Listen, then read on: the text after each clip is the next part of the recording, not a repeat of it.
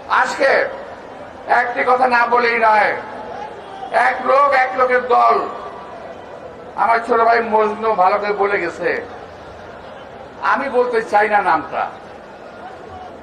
সে ভালো বলছে, আমি তার সাহসের প্রশংসা করছি, সত্যি কথা বলার প্রশংসা করছি। এই লোকটি এবং এক দল, তারা বলছে, স্লোগান দিচ্ছে, আওয়ামী লীগ গেছে যেই পথে আর বিএনপি যাবে সেই পথে।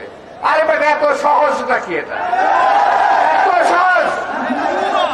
আমাদের কোথাও যাওয়ার রাস্তা নাই। এই বাংলাদেশ আমাদের স্থায়ী ঠিকানা।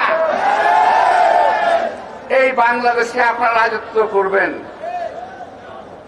আসার আগে গাড়িতে বসে সোশ্যাল মিডিয়ায় দেখছিলাম ওই ভদ্রলোক সম্বন্ধে, ওই চরমনের বিশ্বাস সম্বন্ধে বলছে যে এই লোকের কোনো ইলম নাই, অর্থাৎ লেখাপড়া করে নাই, অর্থাৎ মূর্খ একটি লোক। বলে কোনো দাওরা পড়ে নাই, হাদিস পড়ে নাই, কোরআন পড়ে নাই, কালাম পড়ে নাই, এমন কথা বলছে। ফেসবুকে আসছে, সোশ্যাল মিডিয়ায় আসছে। এমন লোক, এই লোকটি, এই লোকটি এবং তার দলবল বিএনপিকে এখন সহ্য করতে পারছে না, কিন্তু আওয়ামী লীগকে উনি ঠিকই সহ্য করতেন। এই উনি এখন হাসিনার পা চাটতে শেষ হয়ে গেছে। আর একটি দল যার কোনো লম্বা লম্বা কথা বলা ছাড়া, সুকৌশল কারচুপি ছাড়া, সুকৌশলের চাঁদা অর্থাৎ হাদিয়া নেওয়া ছাড়া, বলে হাদিয়া, এই হাদিয়া নেওয়া ছাড়া আর কোনো কাজ নাই। টাকা নিয়েছেন বসুন্ধরার কাছ থেকে, টাকা নিয়েছেন সিটি গ্রুপের কাছ থেকে, আরো কোন কোন প্রকার টাকা নেওয়া আমাদের জানা আছে। সমস্ত হিসাব হবে। গায়ের জোরে কথা বলেন, নিজের পায়ের জোর নাই। এরশাদের সময় এরশাদের কাঁধে ভর করেন, আওয়ামী লীগের সময় আওয়ামী লীগের কাঁধে ভর করেন, বিএনপির সময় বিএনপির কাঁধে ভর করেন, লম্বা লম্বা কথা বলেন। এখন হয়েছে কি জানেন, বিএনপি একমাত্র মাথা ব্যথা। বিএনপিকে যদি শেষ করে দেওয়া যায় তাহলে ওনারা রাজত্ব করতে পারবেন। আরে ভাই, তারেক রহমান সম্পর্কে, আমাদের অ্যাক্টিং চেয়ারম্যান সম্পর্কে আপনারা কথা বলেছেন।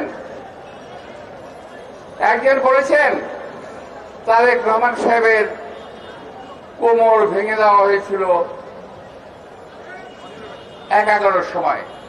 বাস্তব সত্যি, অত্যাচার করে আমাদের এই নেতার কোমর ভেঙে দেওয়া হয়নি, শুধু ওনাকে জীবনের ঝুঁকির মধ্যে ফেলে দেওয়া হয়েছিল। চিকিৎসার জন্য তাকে বিদেশে যেতে হয়েছে। তার সম্পর্কে টিটকারি মেরে বলেন ওনার কোমর ভেঙে দেওয়া হয়েছিল। আরে ভাই, তারেক রহমান তো কোমর ভাঙছে এই দেশের জন্য। আর আপনাদের তো একটা লোমও ছিঁড়া যায় না শরীরে। আপনার সাথে একটা লোম ছিঁড়ছিল কেউ? তারেক রহমান তো ছিঁড়ছে। এখন ওই তারেক রহমান আপনাদের হিংসার কারণ হয়ে গেছে। এখন আপনারা বলেন তারেক রহমান সাহেব দেশে আসে না কেন? অনেকে বলেন উনি সময় মতো দেশে আসবেন, কেউ ওনাকে আটকে রাখতে পারবে না। তবে আজকের এই অবস্থায় আপনাদের কথার কালে মনে হচ্ছে, আমার মনে হচ্ছে তারেক রহমান সাহেবের জীবন এখন হুমকির মুখে।